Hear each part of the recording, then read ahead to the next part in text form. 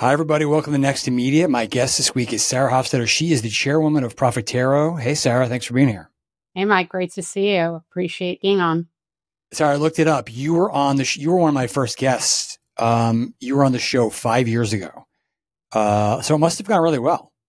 I mean, I haven't heard from you in 5 years, but other than that, sure. Yeah. No, I made a point to not do a lot of repeat guests, but you're one of the few. So that is an honor, but it has actually been way too long. So thank you for taking time out here. It is truly a pleasure. And for the listeners that did not catch my sarcasm, this is not the first time I've spoken to Mike in 5 years. Yes, we actually had a coffee recently. We're all caught up, but you are in an interesting position because you can talk about the retail media business from a little bit of a different position than maybe someone who's like day-to-day buying. I want to get into that. Why don't we just remind people of your company, your role? When we talked, you were independent. Publicis jumped in a couple of years later, which shows the power of my podcast, by the way. But tell us about your company, your role right now, and how it works. Oh, no, you definitely upped my valuation big time. I don't know. I don't know if I would have been able. I also had Lindy Accarino on early on, and look at her. But that's a whole nother conversation. Anyway. Wow. Yeah, we could totally change the topic for sure if you'd like. But I think just to kind of level set, yes, Profitero was originally founded as a software capability specifically to help brands understand how they're showing up on the digital shelf, whether that's right. Really before this whole retail media thing was blowing up. Oh, yeah. Yeah. It's been around since the company's been around since 2010. I've only been with me about 5.5 years. Right. But yes, before retail media blew up, it was more of it was and still remains to be a digital analytics capability. We've layered on since managed services and strategic counsel and all that other stuff. But the heartbeat of the company has been data and tech. Okay. I want to get back to that and how things have maybe changed since the Publicis deal. But so given your unique vantage point, how would you grade, like, in this sector, you've seen almost everybody realized we've got great data. We've got like low hanging fruit money that we can all go after right away. Ads on our platforms where people are shopping. Awesome. Now you're seeing the big guys are really trying to talk about being full funnel players, kind of being at the center of everything a brand can do or wants to do digitally. I guess, like, is that realistic? How's that going? Is it only going to be for a small few? What does that look like in your mind? Well, when you say the bigger companies, you're talking about the bigger retailers? I think we're talking about Amazon, Walmart, Target, and maybe if that's a very short list. I don't know. Well, yeah. And are we talking global or are we sticking to the U.S. here? I'm thinking we're talking U.S., but you're right. The answer will probably change if we're talking globally or not. It'll only change slightly because, the trend is our friend and the way people shop is not changing radically. Right. Country to country, behaviorally, modality, there are going to be nuances, but let's just look at the U.S. just for fun. Yeah, I mean, obviously Amazon, if you read the Brad Stone books on Amazon, they stumbled into advertising as a revenue stream for them. So gosh, we should all be so lucky to stumble onto billions of dollars of opportunity. Walmart, a little bit more considered and thoughtful of it, but, also came in different chapters. By the time COVID hit and this retail media thing started exploding, they already had a lot of the infrastructure in place, but what they've done with Walmart, with WMC is nothing short of extraordinary in terms of in impact. A really short period of time.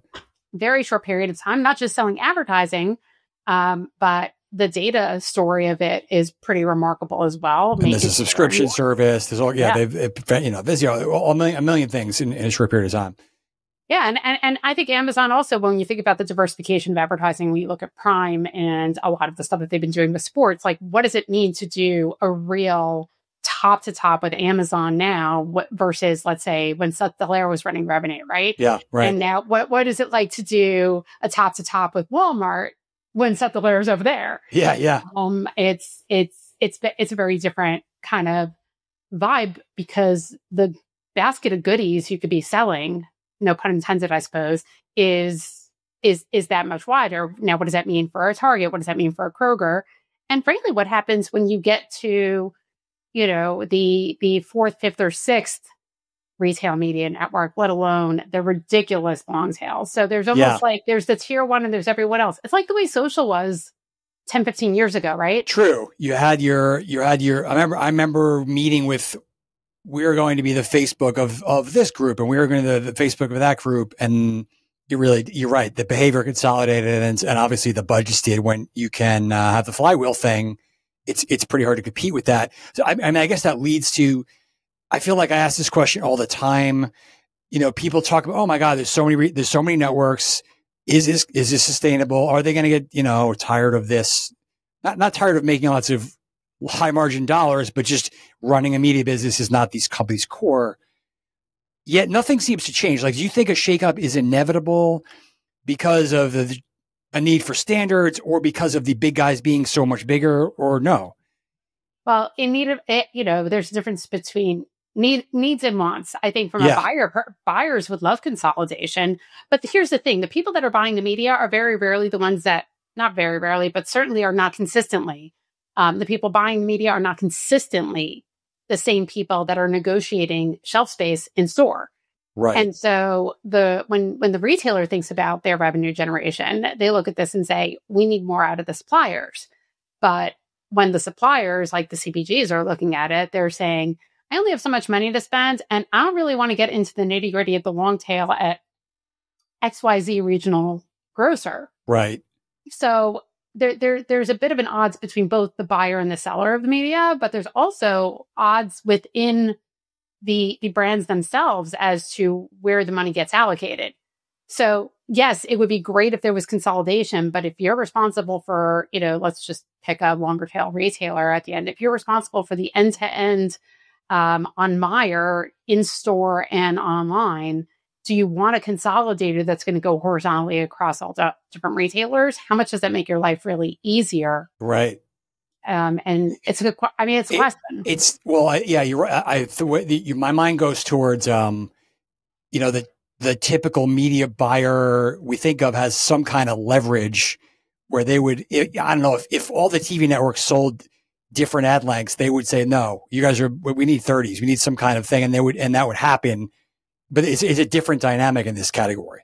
Well, there's a smorgasbord of opportunities right now. Right.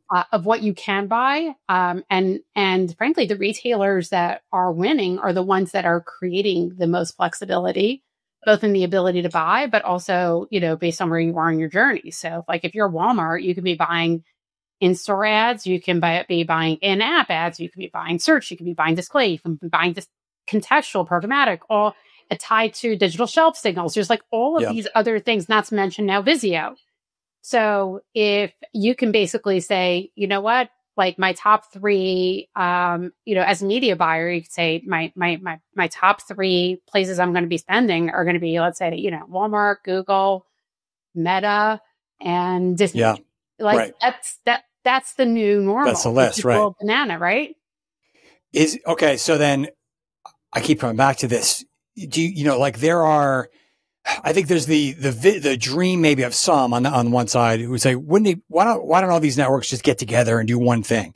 Or there's why don't we use the third party like a Trade Desk to just roll them all up together, or Criteo or something? Are either likely to happen, given that you just said like these retailers are not necessarily prioritized to play ball together, or is it, who knows?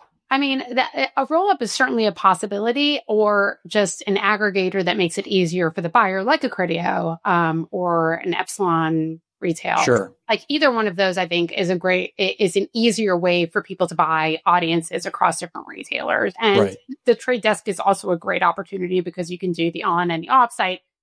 It's basically what's the best bundle. Yeah. It comes back to the same question: what's the best bundle? Again, I feel like I've been in this industry a couple of decades, and is that not what we always keep coming back to? Back and forth. We don't like the bundle. Let's break up the bundle. Let's put the bundle back together in every category. Yes. Exactly. So do I think that there are those who are aching for consolidation? Absolutely are. But, how many people are incented to necessarily do that? And how many people are going to be fighting it, kicking and screaming, and where does that center of power lie? Right. Okay, so you've kind of hinted at this.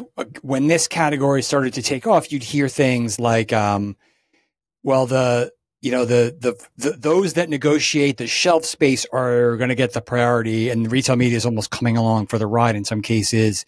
But eventually, everyone's going to bring their budgets together and the teams together, and it's all going to be one strategy. Is that realistic? Is that different across the board? Like, what is it like on the brand side in terms of centralization or lack thereof in your experience? Well, it goes back to what you were just saying about I want the bundle, I don't want the bundle, I'll break it up. And sales and marketing is a similar kind of environment, right? So shopper budgets were previously, shopper budgets have for decades been owned by the sales teams within the brands. Yep. And, that whole above the line, below the line, basically using the supermarket door as this imaginary line of demarcation. Right. Who the hell are these ad people? What do they know about what I do? Like, exactly. Let me get my, floor decals set up in the most perfect of ways.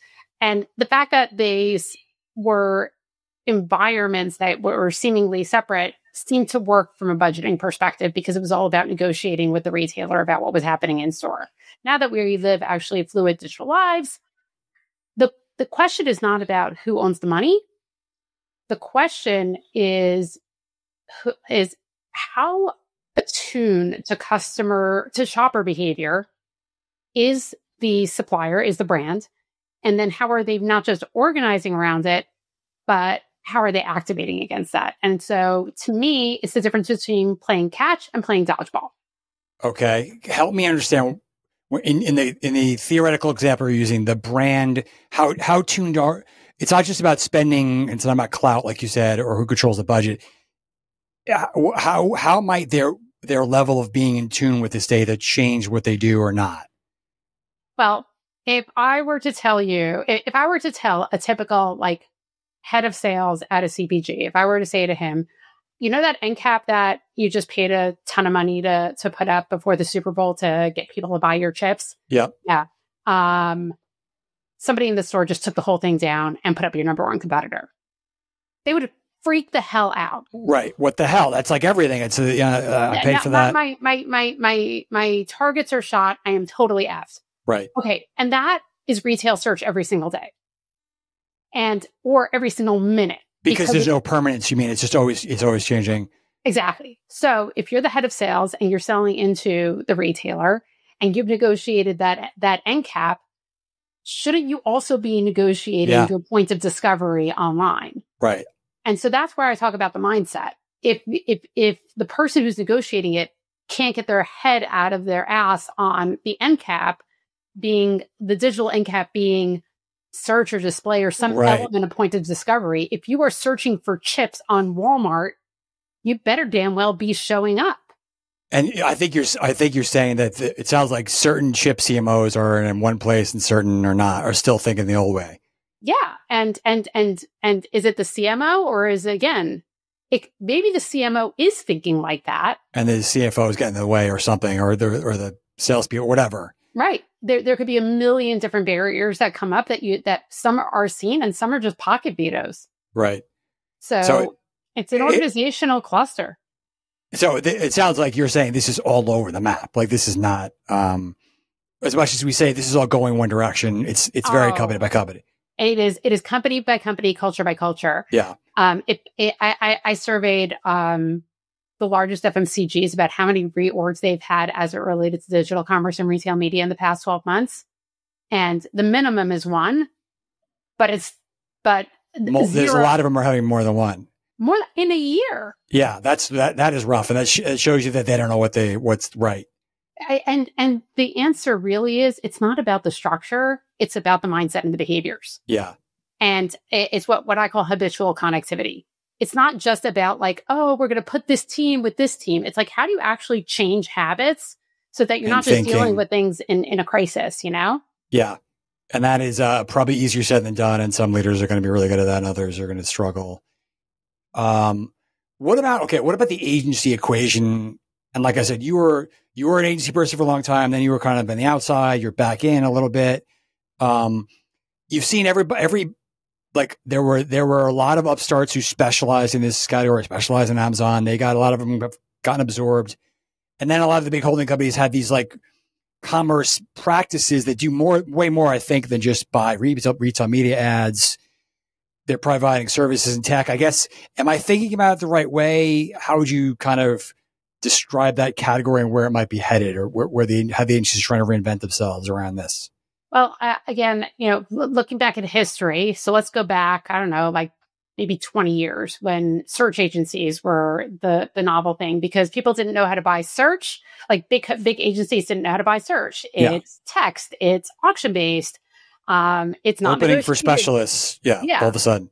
So all of a sudden you're either paying for specialists or you're buying the iProspects, the 360Is of the world, so that you can figure out how to integrate these quant jocks into old school ad agencies. And, and it worked with varying degrees of success, but mostly failure. But what also ended up happening over time is that people got upskilled and the specialization was not nearly as special anymore, and talent developed and you got there. And I think the same thing happened with social, right? Like when totally mobile even had a wave there. Exactly. Oh yeah, we're going to buy this. And these agencies, these specialist agencies get gobbled up, if nothing else, than for the talent and the fact that it is a foreign language to people that are looking at things from a bigger budget perspective. Sure. Commerce is no different. So then the question really becomes, are we at that tipping point of integration or not? And how savvy are the agencies that they actually know when and where and how to create? We talk about transactability anywhere. Like when you're coming up with an ad campaign, how are you thinking about all the different mechanisms that you can drive shoppability regardless of where you quote unquote put it in the funnel? Right. And would you, I think you can have the same answer as the brands. Is it like, would you say that this integration / education is where it should be, or is it evolving, holding? Of course, Publicis has got it nailed, but like, is it holding company by holding company? I think it is holding company by holding company. And but also it's about how the client sets it up. What agencies are only a reflection. Right. You can do whatever you want, and then the client has it their way. Right. Yeah. I mean, ultimately, sometimes as a partner to my clients, I feel like I'm a child of divorced parents. I got to sit there and tell mommy and daddy, like, right. Oh, this one said this and this one said that. And they sugarcoat it a little bit for both. Exactly. And then I just get double Christmas presents. But the idea of like, how do you think through it? I think it does start with the client, but I do think that if the agencies are raising the bar on, and coming back to the client saying, this is what being end-to-end commerce ready means, then retail media is just part of that conversation. That's much more of a consultative thing, right? Than just, I'm going to be your buyer or whatever. Yeah. But that's what we should be doing. Yeah. I mean, anybody who's in service of brands. I mean, what's one of the biggest benefits that I, as an individual contributor, bring is that I'm an arms dealer. I talk to everybody. Right. So I can tell you all the dysfunctional things that are happening at every CPG. But it's not about who's winning and losing. It's like what needs to be true for that organization to be right based on their battle rhythm bit. And I do think that's a part of your responsibility as a partner to these brands. By the way, on that note, what you're describing about being really in tune with customer behavior and retail channels and the way they're organized, would you stick social shopping in that group? Should it be? Because the reason I ask is that you constantly hearing about how much TikTok shop has taken off. It feels like it's another universe than from retail media for the most part, but I don't know. Should those things could come together? Are they? I hate to give the classic answer of it depends, but some companies do put social shopping in their retail budget. It's like interesting that area. So social shopping, whether that's TikTok shop or click to buy ads or just social commerce in general. Yep. Many companies bucket that into retail media, and others look at it as part of the mix. So I don't know that there's one right answer in this regard. I think it's more a matter of making sure that you're inclusive and that you're thinking about all the different parts of what makes somebody buy, or frankly, what makes people not buy. I'll give you an example. Yesterday, I was in Target. I was looking for command strips, and command strips in a store could be anywhere. I don't know what those are. Oh, those little things that like you 3M #client. But those things that you hang on the wall, but then you can pull it down. Oh, okay. I thought this was a female product. I didn't know, or so I was getting nervous. Oh, okay, I mean, that sounds very empowering. Right. Feel comfortable to talk about that, please. But I don't know. We could talk about feminine hygiene, but let's talk about command strips. Yes. So I was looking for command strips. And so now that I've told you the multifunctional use that a command strip has, it could be anywhere in the store. So what happens? Sure. I walked into a Target. I did not know where the command strips were. They did not have enough associates in the store. I opened up my phone. I opened up the Target app and I looked. And I was like, command strips. And this is, ILB 10. Easy peasy. I'm in and out in a heartbeat. Right. So what happens when where does the money for that digital shelf get funded from? Because I could have bought command strips, or I could have said, screw this, I'm out. Yeah. You could have had a dissatisfied experience and gone right to the store or somewhere else or online. Just not bought command strips. Right. Screw this. It's too freaking hard. So, or let's say I need batteries. Batteries are all over a store. Right. So if I look for batteries and they send me to the toy section where there's an Energizer display, or they send me to the electronic section, maybe where there's a Duracell display, boom, I have an opportunity. Your experiences are totally divert. Right. And so, but the digital shelf doesn't get the credit for that because that doesn't show up in an MMN. That's right. So that is a complicated thing to pull together. So that's the kind of thing these companies are having to try and come up with in their attribution models, in their planning models, that is not easy to master. Well, the first step is as with most things, acknowledging you have a problem. Yeah. Okay. Speaking of those two things, theoretically, your agent will just do that for you at some point if that becomes a real thing. I've been this skeptic on this. I mean, it's so early, but this talk about agentic AI and it's going to totally change shopping. And I wondered a couple of things. I guess, are you and your clients a big believer in this, pushing for it? And then what does that do to, doesn't this totally blow up retail media theoretically if you don't have all these interactions with customers anymore to advertise to them?